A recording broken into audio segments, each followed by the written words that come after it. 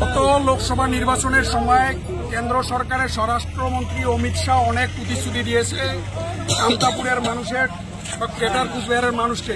এখানে 55 বার্মার 250 ফুট মূর্তি করা হবে, এখানে এইমস করা হবে, সেন্ট্রাল ইউনিভার্সিটি করা হবে, এ ধরনের অনেক প্রতিশ্রুতি দিয়েছে। নারায়ণী সেনা করা হবে, অনেক প্রতিশ্রুতি দিয়েছে।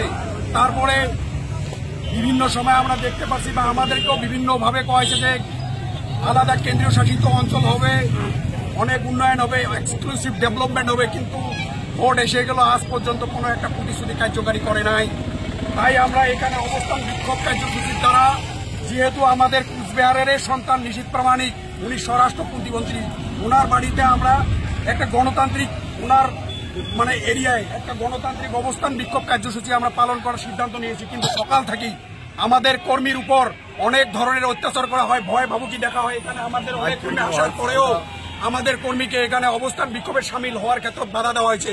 আমাদের ফ্ল্যাগ খুলি ফেলে দেওয়া হয় ওখান থেকে, আমাদের যে মাইক ছিল মাইক ছিনিয়ে নেওয়া হয়, আমাদের কর্মীর উপরে টর্চারিং করা হয়, অনেক গাড়ি আটকে দেওয়া হয়, আমাদেরকে ভয় ভাবুকি দিয়ে বিভিন্ন জায়গায় আমাদের গাড়ি আটকে দেয়। আমাদের কর্মীকে এখানে অবস্থান বিক্ষোভে সামিল হওয়ার কোনো সুযোগ দেয় নাই। একজন স্বরাষ্ট্র প্রতিমন্ত্রী উনি যদি ডেমোক্রেসিকে সম্মান জানাইতে না জানে, তাহলে আমরা কিভাবে আমরা গণতন্ত্রের উপরে বিশ্বাসী হব? তাই আমরা ভারত সরকারকে আবেদন জানাতে চাই, এই ধরনের মন মানসিকতার মানুষকে যদি ওনার উচ্চ শিখরে বসায়, তাহলে আমরা কার কাছে ন্যায় চাবো?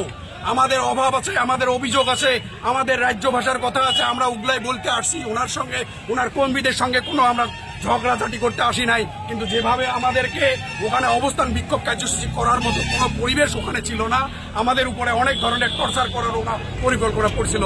তাই এই ধরনের নোংরা কার্যকে আমরা তীব্রভাবে নিন্দা জানাই, ধিক্কার জানাই। আগামী দিনে যাতে এই কার্যগুলো বন্ধ হয়, আমরা চাই সুস্থ রাজনৈতিক বাতাবরণ, আমরা চাই এই অঞ্চলের ডেভেলপমেন্ট, আমরা চাই যে সার্বিকভাবে সবাইকে নিয়ে একটা গণতান্ত্রিক পথেই আমরা যাতে আমাদের সংগ্রামকে চালিয়ে যেতে পারি। তাই আমরা এখানে আজকে শুধু ওনার কাছে আবেদন রাখার জন্য আসছি, কিন্তু আমাদের কোনো কথাই উনি শুনল না। উনি বাড়িতে থাকা সত্ত্বেও এইভাবে আমাদেরকে, আমাদের কর্মীর উপরে, আমাদের সমাজের উপরে রাজবংশী নাম ধরে এখানে অনেক বিজেপি কর্মী গালিগালাজ করছে বলে আমি শুনতে পাচ্ছি।